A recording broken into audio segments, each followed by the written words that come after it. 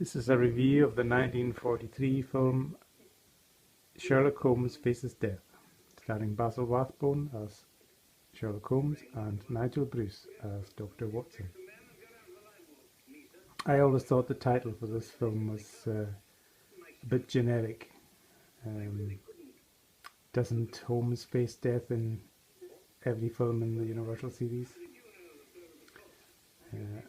I just thought it was a bit lazy, the title. But anyway, this film is quite unique in the series, as it focuses on Dr. Watson's voluntary role as a GP at a convalescent home for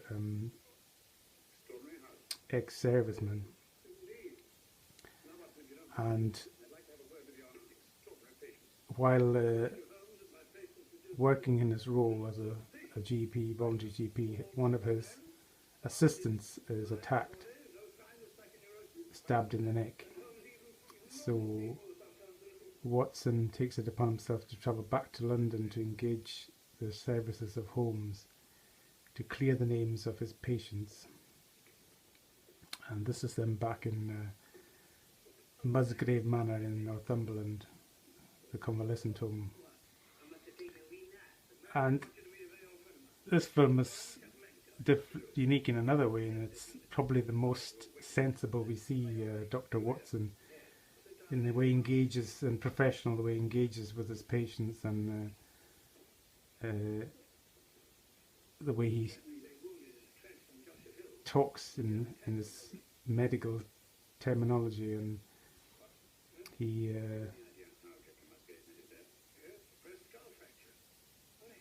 explains to Holmes the cause of death of one of the victims in the movie. So Watson seems quite an intelligent person, which in most of the movies in the Universal series you kind of forget that he is a GP, because for a lot of the time he's either full-blown bluster and bumbling kind of sidekick to Holmes, or at best he's just an average, portrayed as a man of average intelligence. But you kind of forget that he is a GP, and he gets to show off his intelligence in this movie a lot more than he does in the others in the series. But this is them at Musgrave Manor, which is owned by the Musgrave family, who by all accounts are held in ill will by the locals because of their ancestral background. Their ancestors were criminals apparently, and hard men and cruel men. But they seem to be very generous, as you can see from they've given over a wing of their ancestral home to Dr. Watson's patients, and what a suite they have here.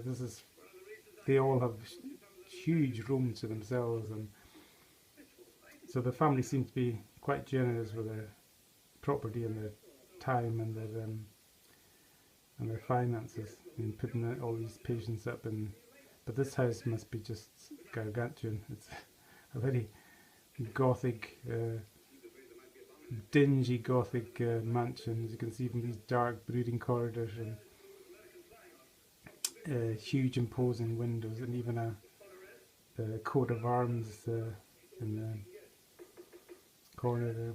This is Dr. Watson doing his GP rounds, going around checking in on all his inpatients who all suffer from post-traumatic stress disorder, or as Holmes puts it, battle fatigue, in some peculiar way or another. They all have their own unique and bizarre kind of character traits, which adds to the mystery and the intrigue in this film. There's quite a big cast of suspects for Holmes to peruse his investigative eye over. But the main part of the story, the main plot of the story, is to do with the Musgrave ritual. That's a great stern, quizzical look there from Rathbone. And this is a poem, a traditional poem that is read at family gatherings whenever a family member has been deceased. And Holmes soon realizes that this tradition, which goes back centuries into the Musgrave family history, is the key to the crime. And by investigating further, he realizes that there's a hidden riddle in the poem, which turns out to be some sort of treasure map, which is something of importance. So that's a basic plot. It's quite an intricate plot for the series, really. It's quite a good plot, quite clever, and it's not at all obvious who the suspect is or who the perpetrator is. There's a few holes in the plot at the end, which things that seem a little bit inconceivable that they would work out for the criminal, but on the whole, this is a very good, well-plotted movie. This is Lestrade on the scene, trying to arrest the first person he comes across, thinking he's found a clue of some description, a rake. This is a lot of the main cast here gathered here. There's quite a big cast of characters in the film, which does add to the movie, really. There's Dr. Watson's inpatients, the Musgrave family themselves, and the house staff.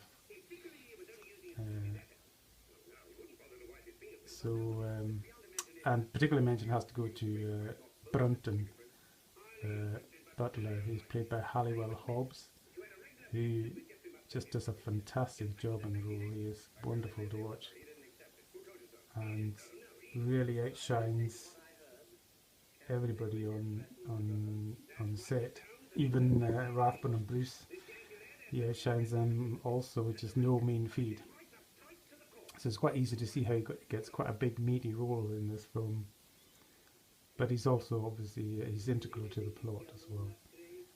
It's more of Dr. Watson's impatience with all the quirks and bizarre character traits. But he's wonderful in the part, and he is, as I said, he is integral to the plot as well. The house itself, Musgrave Manor, is a wonderful conception as well as a gothic, brooding gothic mansion. As Holmes quotes himself, he says it's positively ghoulish as he approaches it coming up the drive. That's a good description. But it's full of gothic, mysterious trappings, like hidden passages and spooky crypts, and even a clock tower that strikes 13 on occasion to announce the imminent demise of a member of the cast. This is another member of the Musgrave family, and he's trying to memorize and recite the Musgrave ritual to Holmes. But it's a great movie in the series, I would say, right there up at the top of the series for many reasons. It's very moody, and it's got a lot of atmosphere, and it's got spooky gothic atmospheres, and great performances by the cast, interesting characters, and a very interesting plot, quite well plotted, this film.